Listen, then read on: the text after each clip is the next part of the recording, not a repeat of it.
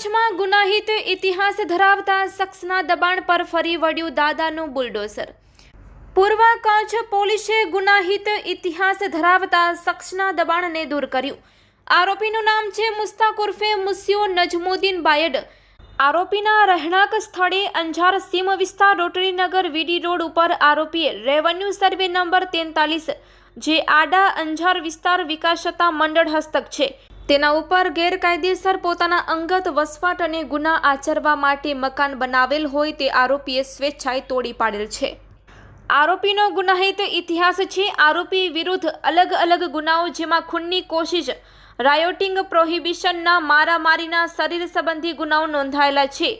આડા અંજાર વિસ્તાર વિકાસતા મંડળ દ્વારા ખુલ્લી કરવામાં આવેલ જમીન અને એની અંદાજ કિંમત બાંધકામના રૂપિયા 6 લાખ તથા પ્લોટ 222.75 SQ MTSની કિંમત રૂપિયા 16,03,800 કુલ કિંમત રૂપિયા 22,03,800 થાય છે।